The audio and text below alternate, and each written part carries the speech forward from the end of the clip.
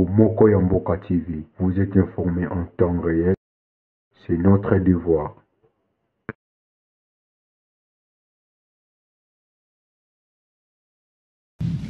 Bonjour, docteur Silas Mimile Bakangu.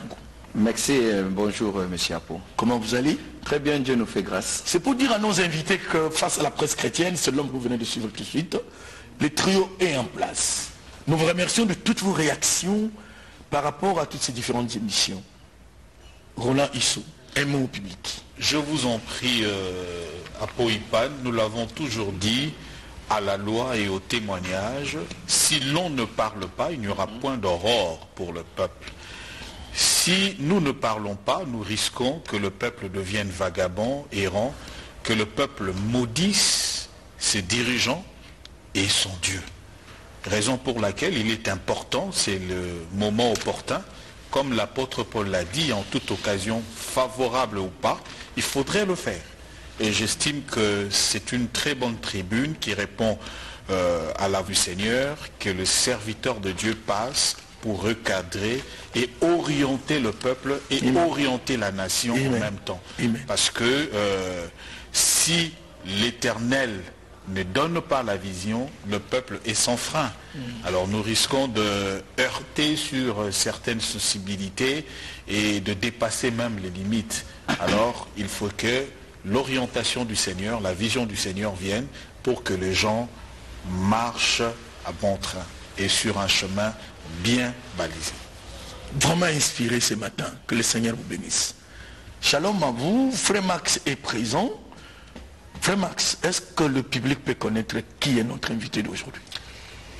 Il y a solo de Apo Ipan na pesio botondi tozone sengo penza mokolo elelo ya koyamba moko basala nzambe azosala musala kitoko mingi penza pe toliki ete ya solo azali pamboli moneno nkolo apesi biso kombo na ezali bongo Dr Silas Mimile Bakangu azali bongo mokambi ya lisanga monene na kombo ya Église Cité Rama oyo ezali bongo na balabala Adama Ambis bakomi na Gombe na esika etobengi Rompo Sosimate azali pe moto ya akomaka mwa mingi penza babuku écrivain na ningana mokomi.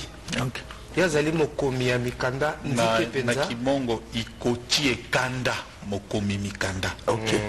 Azali kotambola bipai na mokili kaka pona kosakola sango elamu ya nkolo na nzela na ye bilenge pe bandeko ebele bakabi bome na bango epa na nkolo tala mona mokuse mai boyi koyeba na ntina na mobengami na biso ya mokona lelo Dr Silas Mimile Bakangu. Et le thème exploité ce matin avec lelo ndeko Apo Ipan pe bandeko baike baye ozekola na biso bipai na bipai tolingi tolobela na mama na likambo l'église et la nation ecclesia pe ekolo na nzambe masolo ale tokoyeba ecclesia ezali nini mosala nini ecclesia esengi kosala mpona ntombwama to bofuluki penza ekolo na biso. Merci beaucoup Max Mbenga, coordonnateur du journal télévisé chrétien.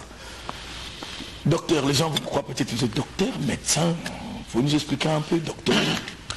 Merci Papa Apo, merci à ce trio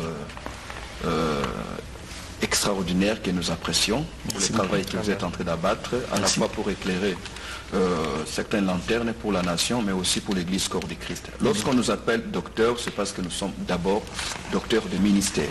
Lorsque vous lisez votre Bible, pour ceux qui en ont, dans l'évangile de Paul, l'épître de Paul, excusez-moi, au 4e chapitre d'Éphésiens, au verset 11 jusqu'au verset 13, l'apôtre Paul est en train d'énumérer différents ministères qui opèrent dans l'église locale.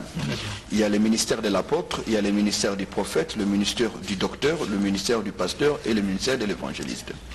En d'autres termes, le ministère du docteur n'est rien d'autre que le ministère de l'enseignant. Et un docteur de ministère a pour vocation d'expliciter ce que les autres évoquent de manière globale. Le ministère du docteur consiste à ne pas seulement faire entendre l'Église la voix de Dieu, mais comprendre le contenu qui dit la voix de Dieu. Donc là où exerce un docteur, son cheval de bataille, c'est la compréhension. L'amener le peuple à comprendre les éléments contenus dans les messages que Dieu apporte à son peuple. Parce que lorsqu'on ne comprend pas, on ne sait pas exécuter. Une instruction qu'on a mal compris, on ne saura pas satisfaire à celui qui a donné le commandement. Il y a un maxime français qui dit, lorsque le but est ignoré, l'abus est inévitable. Donc le ministère du docteur est un ministère de protection, pour éviter que l'Église soit infiltrée par des messages ne venant pas de Dieu et qui pourraient de l'intérieur affaiblir la force de l'Église. Voilà pourquoi on nous appelle docteurs. Mais s'il faudrait aussi ajouter, c'est que le docteur Silas est aussi doctorant en politique internationale, mais aussi expert sur toutes les questions qui touchent au leadership. Parce qu'à part l'Église, nous dirigeons aussi une agence de formation et d'accompagnement pour les hommes qui croient avoir une vocation dans le leadership, mais aussi ceux qui veulent se lancer dans les affaires. Voilà un peu, un tout petit peu, ce qui entoure notre modeste personne. Le président de la République avait dit dans son adresse à la nation qu'il suspendait les églises, les activités des églises, bars et consorts. Et en recevant pas mal d'hommes de Dieu ici sur ce plateau, nous nous sommes dit, on a fermé toutes ces constructions-là. Il y a possibilité de continuer à prier parce que le pays en a besoin. On peut connaître les programmes de votre église en attendant que la mesure soit levée. Voilà, c'est vrai que le confinement, la décision prise par les autorités de l'État nous ont amené à revoir notre mode de fonctionnement. Aujourd'hui, nous interagissons avec les fidèles qui nous suivent, d'ici comme ceux de l'étranger, par le moyen de nouvelles technologies de l'information et de la communication. Et pour plusieurs églises, il faut reconnaître que c'est une nouvelle expérience, tant pour les pasteurs que nous sommes, mais aussi pour les fidèles. Donc aujourd'hui, le téléphone n'est pas seulement un moyen de communication, mais le téléphone devient aussi le canal par lequel on prend part au culte. Et un programme comme tel, les programmes que nous avons aujourd'hui diffèrent du programme traditionnel parce qu'aujourd'hui... Ma question c'est par rapport au programme traditionnel, parce que d'ici on va rentrer... Voilà, les programmes traditionnels, nous prions chaque mercredi, chaque vendredi et les dimanches. Voilà. Mais aujourd'hui, avec le confinement, parce qu'il faut maintenir la flamme pour que les enfants de Dieu ne puissent pas tomber dans une léthargie, c'est-à-dire nous multiplions des programmes, des enseignements, mais aussi des moments de prière via les réseaux sociaux. Ok, merci beaucoup, Dr Silas, fidèle téléspectateur. Nous recevons pour vous le Dr Silas de l'église Cité Rama. Max vous a donné l'adresse. Nous remercions également le réalisateur Luison Molongoy. Merci à vous et merci à toute l'équipe. Max, premier point et on démarre. Ya solo netenga ya mondeko apo ipan tolingi toyeba tolobela moto na nzambe atalisa biso emoniseli na yo na oyo etali eklesia mpe yango ezali nini mpe mosala na yango pene ezali nini. Mais j'ajouterai, parce que l'émission est bilingue, on nous suit à travers le monde. En dehors de réponses que vous allez réserver à la question du frère Max, tentez aussi de résumer ça en français. Quelle lecture faites-vous de l'église corps de Christ aujourd'hui? Commencez par le Lingala et puis... Oui, bon, je ne parlerai pas un Lingala comme Max. Mais je vais faire un effort. Lorsque tozo lobela ecclesia, topé église. Et sengeli koyebelo kwa liboso que église wana evandisami na biteni misatu topé bitape misatu, 3 dimensions. Première dimension, ils allaient au benga église universelle, église corps du Christ. Ils allaient église oyo esangisi basi pe mibali ba bazondi ma Yesu lokola mokonzi pe mobikisi. Baza éparpillés à travers le monde. Nzambe ndayebi motuya na bango, nombre na bango. Deuxième dimension, ils allaient église nationale. Ils allaient église où ils allaient fonctionner dans le territoire national songolo. L'église du Congo, l'église de la France, pour une église à Nigériane, pour une église à Gabon, église à Congo, église à Gabon, église à Angola. Là, c'est sur le plan national. C'est-à-dire une église qui fonctionne sur l'étendue d'un territoire national. Il y a mis ça que les alliés autobégi église locale. Église locale, les alliés église cité Rama. Oyo et keseni na kombo na église esika papa Roland Azali et sali na esikeseni église esika prophète Songolo Azali, on est allé église locale. Siko là tu as commis tout na état de lieu. état de lieu, il y a église, il y a Mboka Nabiso. Je pense que nous ne voulons pas parler ici des églises locales, parce que ces églises fonctionnent dans une diversité telle que c'est difficile pour Nabiso que ça l'état de lieu à Malam. Mais nous pouvons prendre sur le plan national, l'église du Congo, Ndenge Babenga Kabiso. Alors, na église Oya Biso, surtout na Oyongai, Nazali ko appartenir, autre bengi, église à tendance évangélique, topé église de réveil, il y a solo. État de lieu nango ezali été. Ba balbissement ekoki kozala ebele ba kokoso ekoki kozala parce que le lo oyo ezali difficile au le kana plateau moko ya télévision sans que ba mema église avant na bar na ban ya ba accusé. Est-ce que ba accusation wana ezali fortuite ou bien ezali ba accusation ezali ko tenir? Et c'est qu'il faut reconnaître en toute modestie, pena honnêteté intellectuelle, koloba ete ya solo, ma be bazo pointer miso misapi, ezali pe ya solo. Mais seulement bazali ko pointer misapi, bazali plus concentré na ma be pe bazali ko boya ko évoquer malam. Mais togogi pete ko bongisa mabe na évoquer ka malam, lokola mutebso ah yo ya ka retard mikolonyoso, oyo bana bon mukolona kabela kiyo. Kokabelangai n'a des fois koyaka retard mikolonyoso et que c'est ezali biloko mibale. Donc on ne répare pas un mal juste en évoquant ce qui est bien. Mais ali ko senga na pa inabiso maturité. Parce que église oyo e kamba mikaka na Yesu te. Et kamba mikaka na molimo mosantu te, mais kamba mi pe na bato. Siko qualité ya bato bazali ko kamba église. Bangonde bazali ko déterminer puissance topé impact ya église wana na kati ya société na yango. Bongo de manière générale. Pour nous brosser un tableau sombreté, na koloba ete, ba kokoso eza ebele. Ba kokoso wana na koyipe ko justifier yango, mais sous na ko justifier que c'est ngeli to endosser responsabilité. Alors na ba kokoso o ezali wana ndeko Max et sengeli pe ko reconnaître que ba avancer topé apport y église. Nano ata sur le plan national et monani le ndenge sengeli monana te, mais sengeli pe te ko bossa na impact y église on a point na likolo na ba famille, likolo na ba individu. Les anabatebele le oyo, ba yena église, ce sont des voleurs de moi. Ce sont des impudiques de moi. Ce sont des escrocs de moi. Ce sont des bandits de moi qui ont été transformés par les messages que l'église a apportés.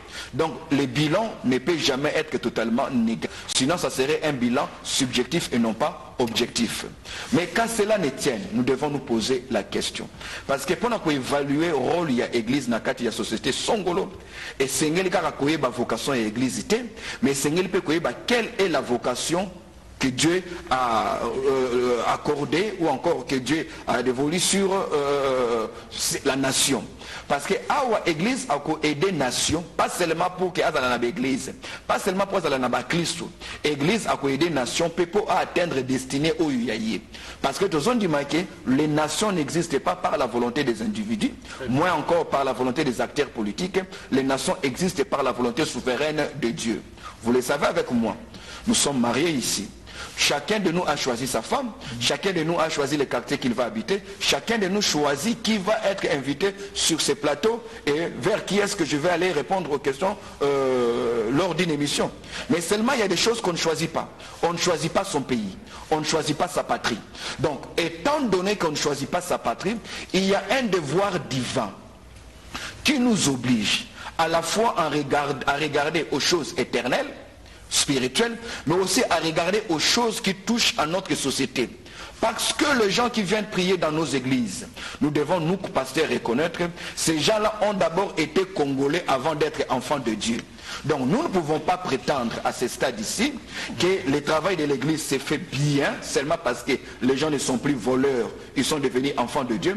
Mais nous posons aussi la question, est-ce qu'en tant qu'être humain, vina bango bazali ko mener, ezali ko correspondre na volonté ya Nzambe pour na mboka wana, tope pour na batu wana, surtout lorsque tu allais ko considérer potentialité nyonso o Nzambe apesi biso.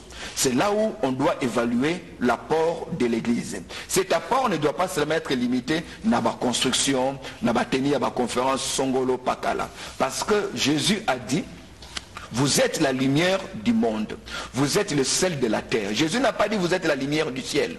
Il n'a pas dit que vous êtes le sel du paradis. Vous êtes la lumière du monde. C'est quoi notre monde d'abord? Notre monde, en nous, en tant que chrétiens congolais, c'est pas d'abord l'Afrique.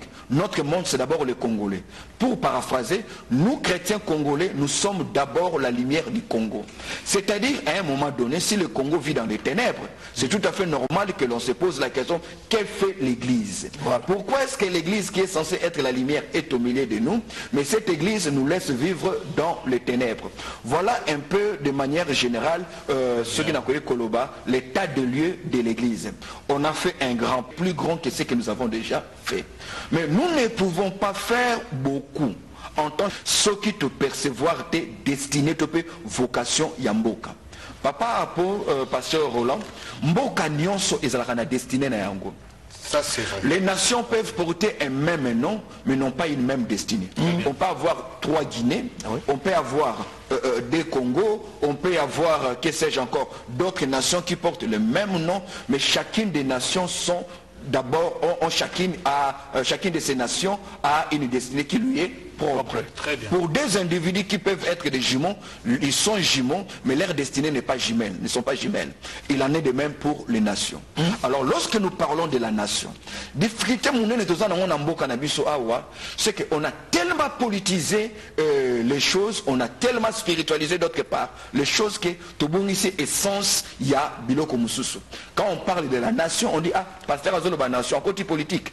Pasteur Azolo ba makama nation, côté politique. Et pourtant, une nation n'est pas d'abord politique. Une nation est avant tout une communauté d'hommes. Et en tant que communauté d'hommes, chaque homme vivant dans cette nation doit concourir, doit travailler de manière à ce que concourir n'a bien-être de la communauté tout entière. C'est quoi notre destinée en tant que nation? Pour ça, on n'a pas seulement besoin que les prophètes parlent. Parce que Dieu parle tantôt d'une manière, tantôt d'une autre. Lorsque vous considérez le Congo en tant que nation, d'abord vous constaterez que ce grand Congo à la dimension régionale, continentale, on a laissé ce Congo être comme une propriété personnelle d'un jeune roi d'à peine 32 ans, le roi Léopold II, à peine 32 ans. C'est paradoxal. Ce Congo, lorsqu'on va à la conférence de Berlin, on va procéder à un découpage. Il y a Bamboka Misusu. Mais on laisse le Congo être dans cette dimension-là. Ce n'est pas le fruit du hasard.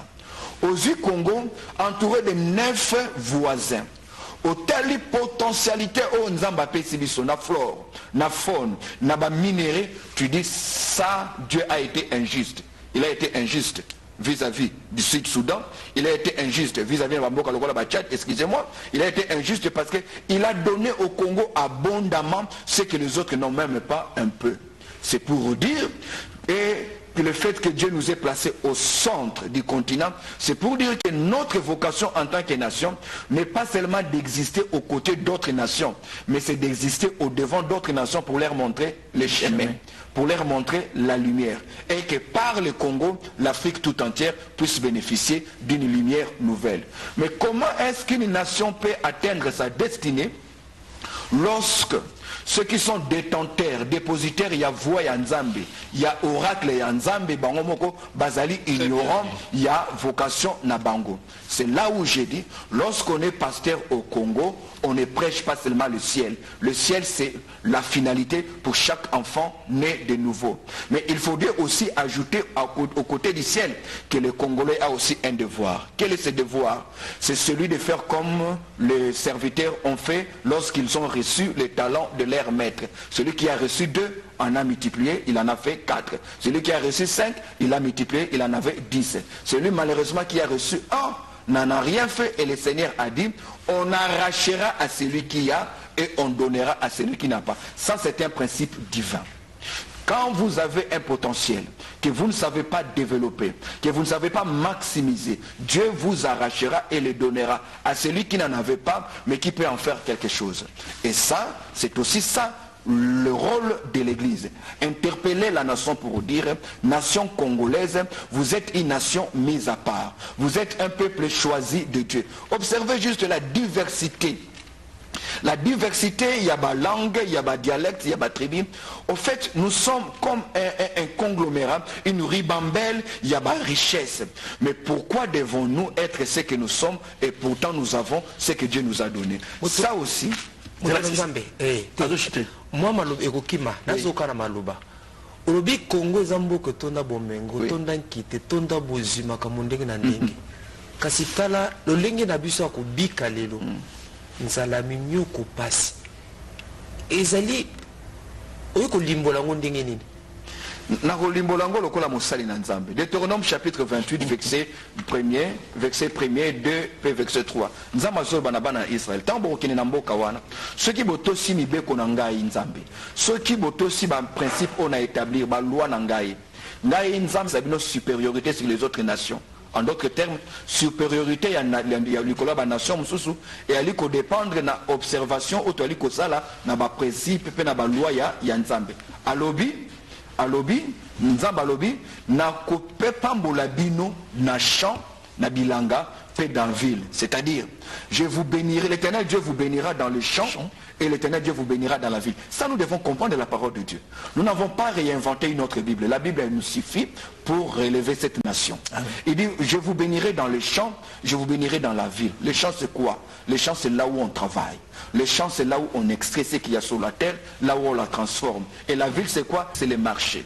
Donc, vous comprenez par là que la bénédiction de notre nation ne repose pas sur la quantité de prières, mais repose sur notre capacité à transformer ce que Dieu nous a donné gratuitement. Travailler. Ah oui. Donc, si nous sommes ce que nous sommes aujourd'hui, Papa Max, c'est parce que nous sommes un peuple paresseux. Ça, je n'ai plus honte de le dire. Nous sommes un des peuples le plus paresseux au monde.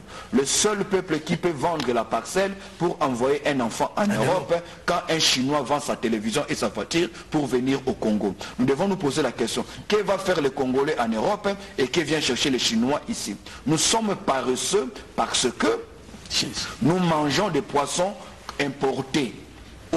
Ça fait 6 mois. Et pourtant, nous avons des lacs les plus poissonnés au monde. Nous sommes paresseux parce que les poissons dans nos eaux meurent de vieillesse, nos enfants meurent de faim.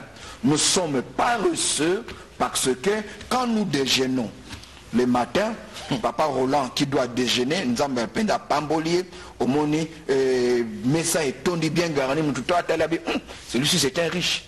Et puis le pasteur prie Dieu, bénis ses repas, Seigneur sanctifie-le. Dieu ne va que les sanctifier, mais il ne peut pas les bénir. Pourquoi? Parce que Dieu n'est pas d'accord avec nous lorsque nous déjeunons et que sur cette table, il n'y a que l'eau et les consommateurs qui sont congolais.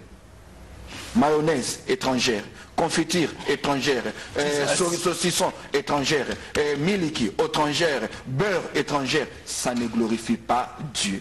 Dieu ne nous a pas donné les richesses pour qu'on soit victime de ces richesses. Dieu nous a donné ces richesses pour que nous sortions de la misère et que par notre savoir-faire, nos compétences, que l'on fasse sortir aussi d'autres. Moi, je suis venu autant que vous. Docteur Cyril, je voudrais je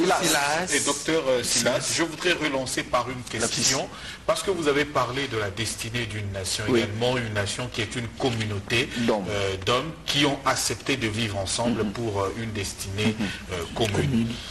Quel est le devoir d'une nation par rapport aux serviteurs de Dieu qui sont dans? Sans oublier le soubassement, c'est que nous sommes dans un pays qui est laïque. Oui. Donc la laïcité est aussi importante.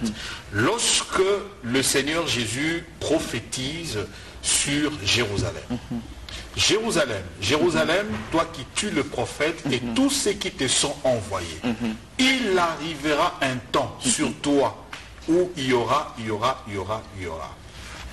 Vous avez parlé de la destination prophétique, mais il y a également le devoir de la société vis-à-vis. Qu'arrive-t-il? Une nation a-t-elle de devoir vis-à-vis de serviteurs qui y sont dans, alors que nous sommes un pays laïque? Ça c'est la première, la deuxième. Tu gardes la deuxième. Okay, d'accord. Je réponds d'abord. En parlant de la laïcité, je pense qu'ici nous devons faire un bémol. C'est vrai. Constitutionnellement, nous sommes un pays laïque. Très bien. Ça, nous le voulons ainsi. Et c'est une bonne chose.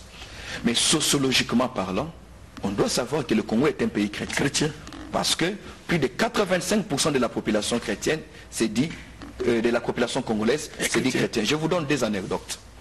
En 2014, si j'ai bonne mémoire, lors du congrès l'État de la Nation, le président, l'ex-président, le président Kabila faisait un discours honoraire. Le président Kabila faisait un discours dans le congrès, là où sont réunis l'élite nationale. L'Église ici sera considérée comme étant un partenaire parce qu'elle est capable de relayer et de faire entendre la voix des autorités. Ce n'est pas faire la politique. C'est aussi ce n'est pas faire la politique. Vous êtes dans les Écritures. Voilà.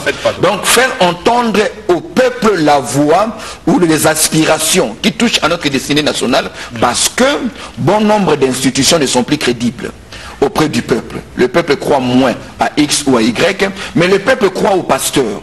Le peuple peut, même quand il n'a pas mangé aujourd'hui, si le pasteur dit demain nous allons jeûner, ok, objectivement ou aveuglément, il le croit.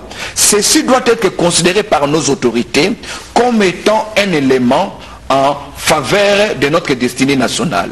C'est-à-dire comprendre que l'Église doit être un partenaire. L'Église, elle aussi de son côté, doit adopter une attitude responsable pour s'assumer, pour que la confiance qu'on lui fait ne soit pas une confiance qu'on jette par terre. C'est-à-dire assumer comme il se doit, en toute responsabilité, avec moralité et dextérité, assumer la responsabilité qui est la sienne. Et partant de votre question, je dirais que l'on doit cesser. Ça, c'est une malédiction. L'on doit cesser. Vous savez, les grandes nations qui sont grandes aujourd'hui ne le sont pas parce qu'elles ont pris du temps. La grandeur ne fait pas d'une nation, le temps ne fait pas d'une nation une grande nation. Une nation devient grande parce qu'elle a été bâtie sur de bons fondements. Et l'un des fondements sur lesquels on bâtit les grandes nations, c'est la sublimation de ce qu'on appelle des pères. Les pères, on les trouve dans tous les domaines. Il y a des pères dans le domaine artistique, il y a des pères dans le domaine religieux, il y a des pères dans le domaine politique. Ces gens-là sont ceux-là que nous acceptons dans notre panthéon national. C'est-à-dire, ces gens-là, on ne doit pas les toucher. L'âme de la nation. On ne doit pas les toucher.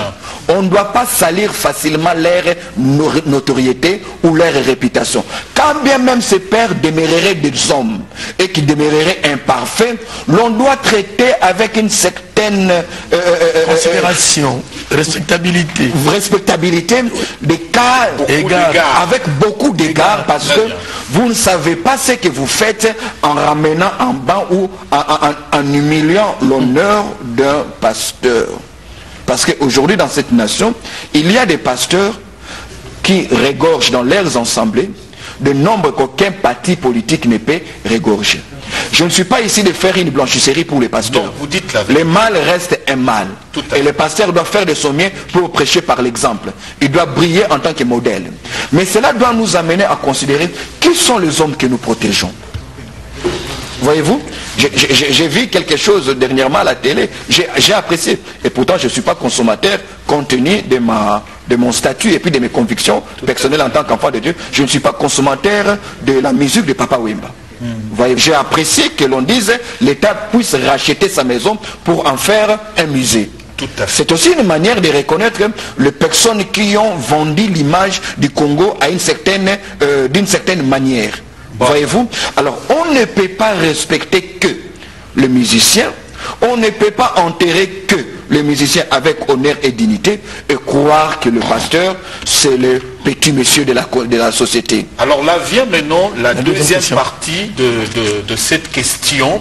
Lorsque la nation doit protéger, honorer ces hommes de Dieu, ce pasteur. Ce pasteur lui-même doit déjà être protégeable, respectable. Alors maintenant, lorsque dans une nation, le versa arrive, le revers de la médaille, la nation est dans une situation économique en berne, le social est en berne, et la politique, on voit des individus qui se battent et de boutardes de mots.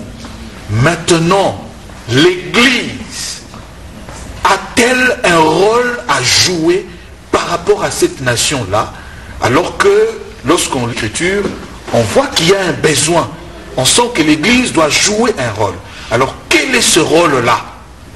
L'Église doit jouer trois rôles. Le premier rôle, c'est le rôle de moralisateur. L'Église est censée gérer, apporter à la nation certaines valeurs qui touchent à l'éthique et à la morale. Ça, c'est le premier rôle. Deuxième rôle que l'Église doit jouer, c'est le rôle motivateur. C'est-à-dire un rôle qui amène les gens à ne pas croiser les bras, à ne pas croire que la prière est une activité. Non, non. La prière est un devoir de communion. Parce qu'on ne devient pas riche par la prière, on devient riche par le travail. On devient riche par la qualité des idées que l'on nourrit. C'est le paradoxe religieux que malheureusement nous avons nourri pendant longtemps en Afrique. Et je pense que le moment est arrivé de contredire ces paradoxes si nous voulons que le pays que nous allons laisser à nos enfants soit 4 fois meilleur au pays dans lequel nous sommes. Voilà. Donc l'église, son deuxième rôle, c'est le rôle motivateur. Inciter les gens à l'action.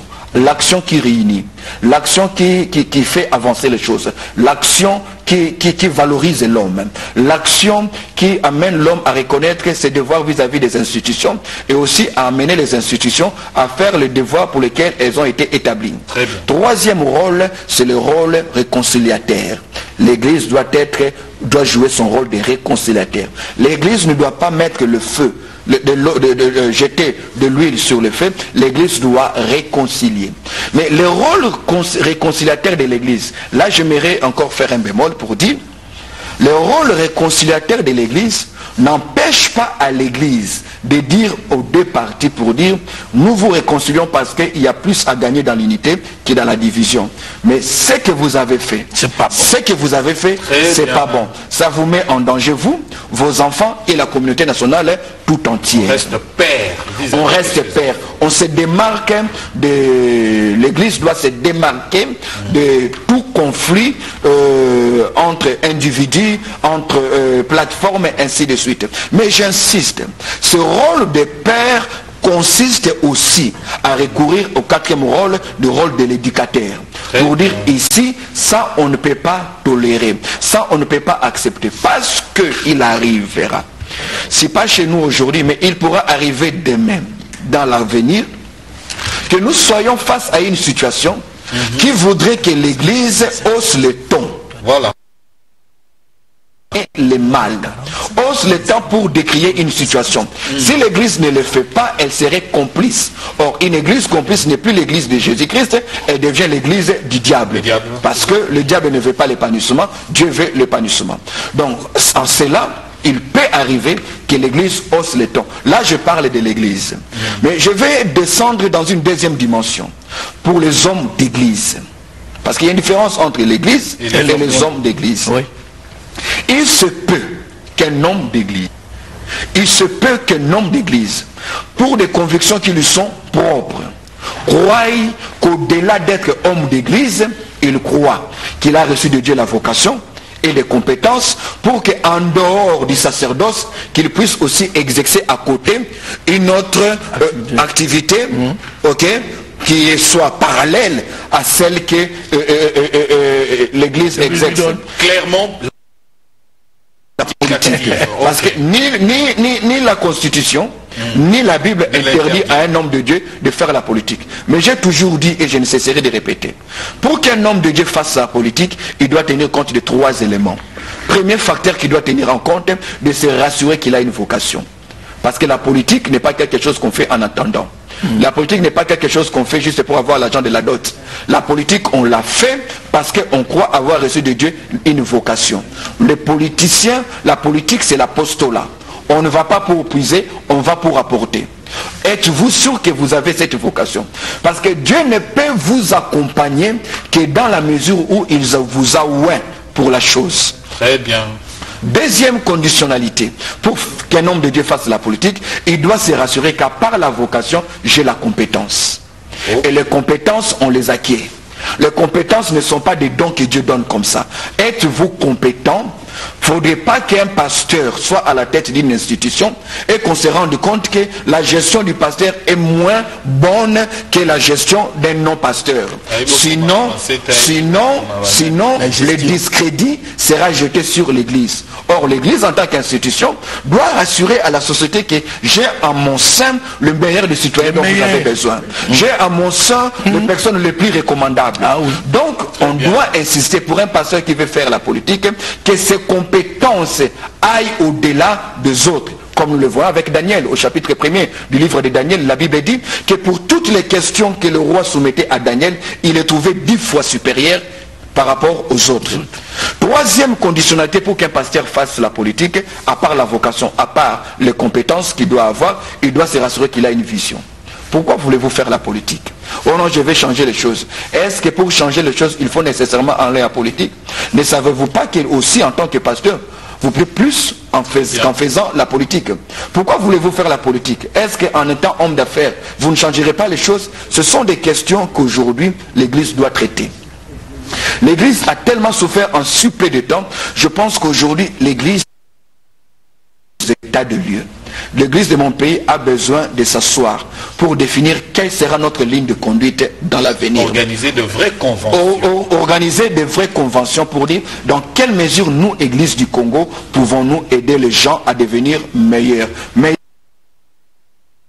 pour la nation. Merci beaucoup, Docteur Silas, fidèle téléspectateur, on reçoit pour vous un homme de Dieu. Et je pense que vous le suivez avec attention. Alors le chef d'État, disais-je à un moment donné, avait organisé cette grande journée au stade Martyr. Aujourd'hui, avec le Covid, il y a un spot dont on prend l'extrait du discours du chef d'État que ce pays a été remis entre les mains de l'Éternel et ça devient même propriété privée de Dieu. Oui. Et j'aurai à vous poser une question après, mais je vous invite à suivre ce spot que nous proposent les réalisateurs.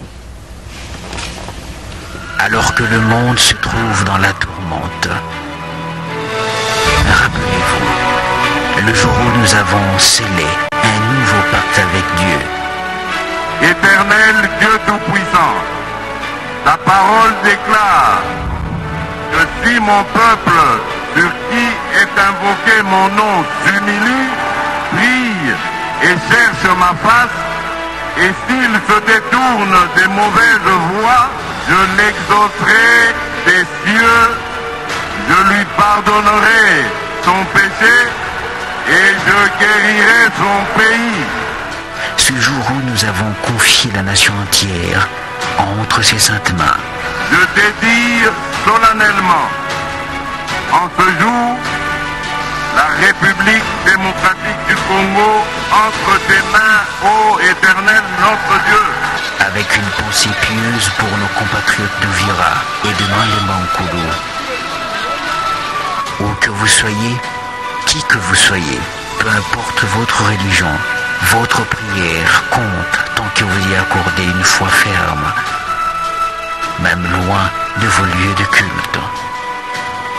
Dans le strict respect des mesures barrières contre le coronavirus, demeurons unis dans la prière. Je demande à toutes les confessions religieuses d'être en union de prière, d'implorer la miséricorde et la grâce divine en faveur de notre pays et du reste du monde.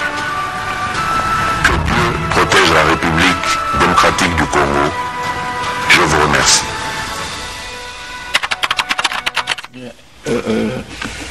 À notre réalisateur Luson Moulongo. Docteur, je reviens en vous. Vous avez tellement parlé que sûrement ça a édifié plus d'une personne. Mais moi je reviens en vous par rapport à l'église elle-même. Vous avez dit qu'il y a un côté actif et passif, vous l'aviez démontré, et vous avez pu faire voir au public que le rôle de l'église est plus qu'important aujourd'hui, et le joue déjà. L'église le joue. Hein? J'ai aimé la démonstration selon laquelle vous avez dit au peuple de Dieu qui nous suit, à ceux qui ne sont pas aussi chrétiens, qu'il y a de plus en plus de gens que l'Église récupère, qui auraient dû causer du tort à la nation. Oui. Ça, c'est extraordinaire. Restons du côté négatif. Comment pallier à ça? Comment corriger? Comment remédier à toutes ces situations qui aujourd'hui ne permettent plus et aux autorités et à la population de croire à vous, pasteur? Et c'est l'une des raisons qui nous pousse à faire cette émission pour montrer combien vous êtes important et qu'il y a des compétences dans l'église. Merci beaucoup, bien-aimé Apo. Ma réponse va peut-être vous surprendre. Je vous en prie. J'aurais souhaité que ce soit les peuples qui disent on ne va plus écouter les pasteurs. Parce que le peuple se limite à ce qu'il voit dans les réseaux sociaux, il se limite à ce qu'il rencontre. Mais quant aux autorités, ils ont les moyens de faire des investigations pour savoir s'il existe de bons pasteurs. Ils ont les moyens. Donc les autorités ne peuvent pas dire que tous les pasteurs sont les mêmes. Ok? Il existe de bons pasteurs qui sont bons de par le contenu de leur message, qui sont bons de par leur vie de moralité, ils ne sont pas parfaits, leur comportement, et qui sont aussi bons de par le fardeau qu'ils ont pour la nation. Alors, comment remédier? Le remède, il est simple. La Bible nous dit tout. Vous savez, ce jour, lorsque le président a fait le 23 juin de l'année passée, j'étais dans le stade.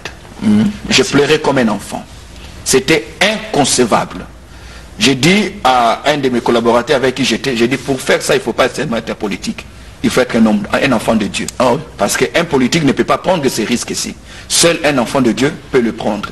Mais j'ai aussi dit à mon collaborateur, cet acte ici aura des retombées positives et négatives. Et il faudrait prier pour qu'il y ait un enchaînement, une suite, de peur que ça ne crée pas un précédent en disant, même quand on a confié le pays à l'Éternel, rien n'a changé. L'Éternel n'échoue pas. Ce sont les hommes qui échouent. C'est ici que nous lançons un appel pour lancer un appel à un sursaut d'orgueil. Avoir un sursaut d'orgueil national pour dire trop c'est trop. Nous ne voulons plus continuer à voir les choses de cette manière-ci. Nous ne voulons plus manger une fois le jour lorsque nous avons 80 millions d'hectares de terres arables. Nous ne voulons plus manger des friperies alors que nous avions hier des champs de coton ici. Nous habiller en friperie, hein, les cinglés, les sous-vêtements, excusez-moi, que l'homme blanc a laissé. Nous ne voulons plus de ça. Nous ne voulons plus considérer le voyage en Europe comme étant une bénédiction. La bénédiction, c'est de prendre ce qu'il y a sous la terre et la placer sur la terre. On ne peut plus manger des dindons et des sardines. On ne peut plus en manger parce qu'à Mwanda, il y a des petits poissons qui sortent dans l'océan. J'ai fait l'expérience. En 2014, je vis de petits poissons qu'on appelle des ndakala là-bas, comme celui avec lequel on fait des sardines. Il y en a plein en abondance. On fait même du feu avec ça. Ce sursaut d'orgueil va nous amener à dire non, non, non. Ce n'est pas à Dieu de changer les choses. C'est à nous de changer les choses. Mais pour changer les choses, nous devons savoir où est-ce que nous avons péché. Pour changer les choses, nous devons reconnaître ici, ce dont il nous faut, c'est un leadership collectif. Leadership collectif signifie pas seulement tout attendre des politiques. La nation se construit en orchestre. La nation, c'est comme une équipe de football. Il y a ceux qui sont sur terrain. On peut avoir Lionel Messi. On peut avoir Cristiano Ronaldo, mais une équipe ne gagne pas parce que Ronaldo est là. Non. Il faudrait que tout autour de lui, il y ait des joueurs comme lui. Ici, je vais paraphraser une phrase que m'a dit un jour un des frères de l'église, notre coach de l'équipe nationale, Christian Siengi. Il dit, pasteur, pour le foot, on n'a pas besoin d'avoir 11 bons joueurs. On a besoin d'avoir un bon 11. C'est-à-dire, pas besoin de 11 joueurs, mais constituer une équipe de une bonne équipe de 11 joueurs. C'est-à-dire jouer en faisant une harmonie, en constituant la cohésion. Et pour cela, il faut l'implication de toutes les intelligences nationales. Après la prière, voilà là où on doit maintenant partir. Cesser de croire que le salut du Congo est entre les mains des politiques. Non, ils ont montré leur insuffisance. Et si ils ont montré leur insuffisance parce que la charge pèse trop lourde, il faut décharger la classe politique. Que les scientifiques assument leur rôle, que les religieux assument leur rôle, que les journalistes que vous êtes assument leur rôle, que les acteurs culturels assument leur rôle. C'est lorsque nous parvenons à constituer cette synergie d'intelligence et de compétences que l'on va voir le Congo aller du point 0 au point 4 et au point 5. Cela est très important. Après avoir fait cette prière-là, nous avons besoin de repenser l'homme congolais. Je l'ai dit et je ne cesserai de le répéter. Le problème du Congo n'est pas un nom politique. Le problème du Congo n'est pas un président. Le problème du Congo n'est même pas un pays voisin. Le problème du Congo, c'est l'homme congolais. Cet homme tel qu'il est aujourd'hui, tel qu'il est équipé aujourd'hui, il n'est pas assez équipé pour prendre à bras les cornes la destinée de sa nation, la destinée de ses pays. D'où il ne suffit pas d'avoir 80 millions d'habitants. Il faut avoir 80 millions d'habitants, des hommes équipés, enseignés, instruits, mandatés pour que demain le Congo soit meilleur à ce qu'il est aujourd'hui. Comment on peut arriver à cela? Comment on peut arriver à cela? En revisitant ce que nous appelons l'école. L'école, c'est la maternité du Congo futur. du Congo du futur, l'école. Nous devons repenser notre système éducatif. Je ne parle pas du programme scolaire, mais il y a une différence entre les programmes scolaires, parce que nous aimons beaucoup revenir sur les programmes scolaires, mais les systèmes éducatifs. Or, dans les systèmes éducatifs, même ceux qui n'ont pas été à l'école ont droit à l'éducation. Et c'est là où intervient le rôle de l'Église, c'est là où intervient le rôle de la famille. Nous devons revisiter, nous poser la question, est-ce que l'homme a même aujourd'hui tel qu'il est, de se battre pour sa nation? Et quand je dis ça, ce n'est pas la politique. Voilà aussi là où on nous a amenés. Un pasteur ne sait plus parler de ces choses de peur qu'on dise qu'il fait la politique. Voyez-vous, je ne sais pas que pense ma mère en me suivant. Elle ne peut pas se dire, mon fils commence à faire la politique et pourtant je ne fais pas la politique.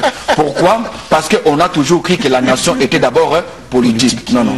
Une nation n'est pas d'abord politique, elle est d'abord sociologique. Elle est d'abord spirituelle. C'est une communauté d'hommes. Voyez-vous, c'est une communauté d'hommes. En repensant l'homme congolais, il faut l'équiper, lui dire quels sont les enjeux qui l'entourent. Pour lui dire, ce que tu as devient pour toi un danger. Parce que les autres n'en ont pas. Tu dois être fort, pas seulement pour consommer ce que tu as, mais aussi pour protéger ce que tu as. Et cela doit passer par un discours. Il faudrait dire aussi, dans le cadre de l'école, dire aux partis politiques que les partis politiques doivent cesser d'être une prolongation du cursus académique. Qu'est-ce que je veux dire par là? On n'a pas besoin de faire 5 ans à l'université et pour avoir un poste, il faut d'abord passer par un parti politique. Non, non. Le parti politique n'est pas un lieu d'acquisition de compétences. C'est là où on vient défendre des idéaux politiciens.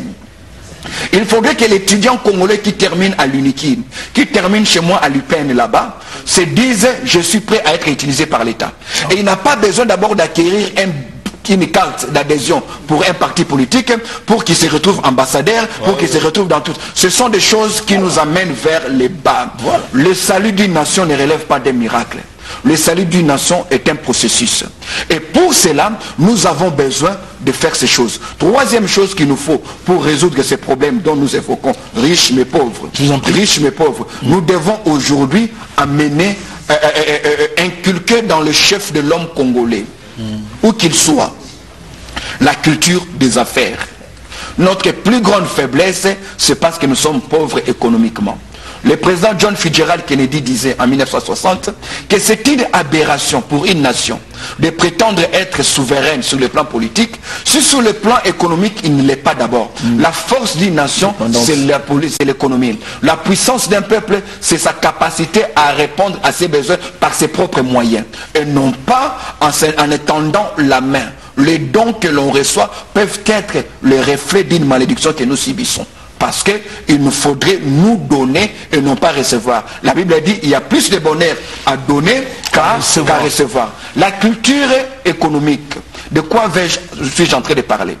Le Congo a une vocation économique avant d'avoir une vocation politique. Parce que ce qui fera la force du Congo politiquement dans les sphères internationales, c'est sa capacité de sponsoriser sa politique. Regardez. Nous avons tout. Nous avons 9 voisins. Les 9 voisins sont des potentiels partenaires commerciaux. Ce ne sont pas des 9 ennemis. Ce ne sont pas des 9 personnes qui doivent nous mettre en danger. Nous devons commencer à le voir. Qu'est-ce qu'ils ont comme besoin et qu'est-ce que nous avons, nous leur vendons. Aujourd'hui, si vous êtes ici à Kinshasa, vous voulez acheter une pièce de rechange pour vos véhicules. Vous allez chez qui? Chez les Nigériens. Si vous voulez acheter des habits en bazin, vous allez chez qui? Chez les Sénégalais. Si vous voulez acheter, vous allez chez qui? Dans le supermarché des Indo-Pakistanais. Si vous voulez, ce n'est pas normal, c'est anti-biblique. La Bible dit.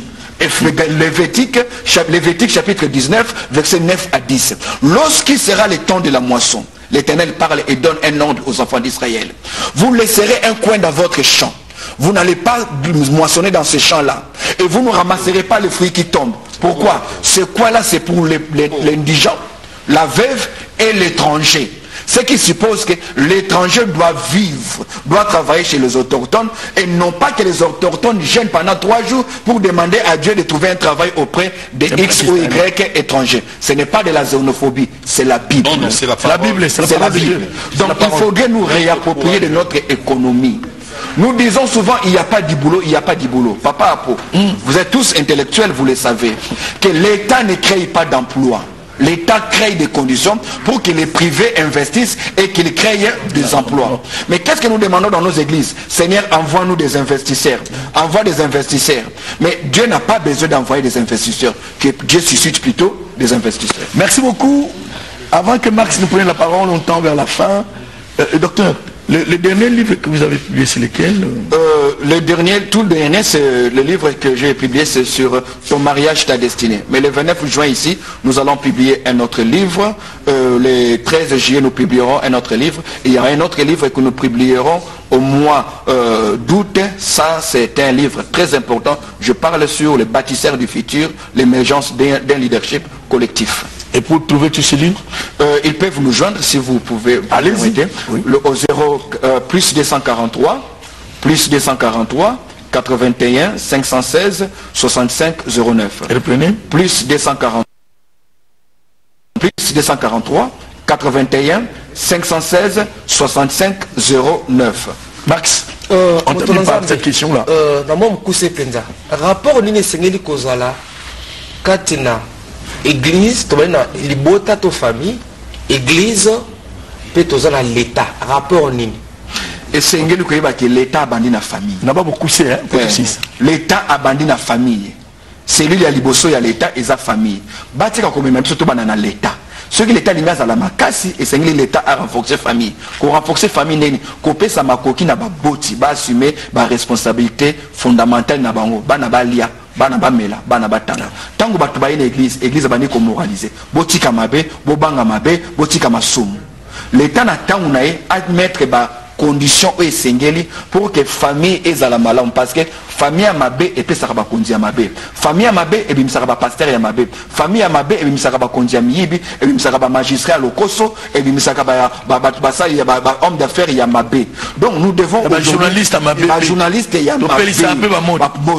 papa soko otangi na histoire ya badictateur nyonso na monde 80% na yebi makambo nazali koloba 80% ya badictateur bauta na bafamille déséquilibrée tata zate to mama zate to pe banyokolaka mingi. La plupart de ces dictateurs oyo baza uta na famille malamu te ya tata pe ya mama bavandi bana bazali kokola na ambiance ya malamu. La plupart ya badictateur bauta na bafamille ndengwana. Merci. Fidèles téléspectateurs, quel mot vous dire? Sinon, encore une fois, merci. Réagissez. Le numéro est affiché au bas de l'écran pour appeler et être notre invité sur ce plateau. Et nous ne cesserons de le dire que le DG de la RTNC, M. Ernest Kabila, a une vision pour cette émission. C'est ce que nous trois là, nous sommes en train de mettre en œuvre et nous le remercions toujours. Max Mbenga, merci. Une veste spéciale là. Une veste spéciale. Le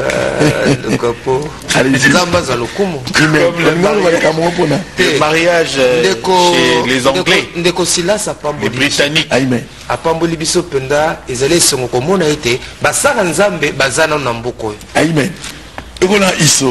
Non, j'ai aimé mon grand frère Max, a été cérémonial dans sa tenue. Il savait qui on recevait. Donc c'est un peu ça. C'est son style. Merci au docteur Silas parce que la contextualisation a été du fait de donner de la matière pour que nous comprenions. Et nous prenons de l'envol avec cette émission par rapport à ce que les serviteurs de Dieu, la richesse que Dieu a déposée en eux. Donc on comprend qu'au Congo, nous avons des serviteurs de Dieu. Docteur, merci. C'est moi qui vous remercie. Il n'y a plus de mots, on termine l'émission. Que Dieu bénisse le Congo. Que Dieu rende le Congo dans sa dimension vocationnelle. Amen. Votre attention nous flatte. Vos réactions nous encouragent. Vos orientations nous permettent de mieux faire. Nous ne sommes pas parfaits, nous aussi. Aidez-nous et encouragez-nous à mieux faire. Venez prochainement, venez parler plus que cet homme. Et vous avez cette capacité-là. Rejoignez-le sur ce plateau. Le plateau est ouvert. Merci et à la prochaine.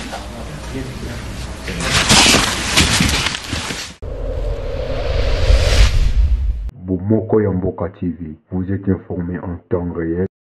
C'est notre devoir.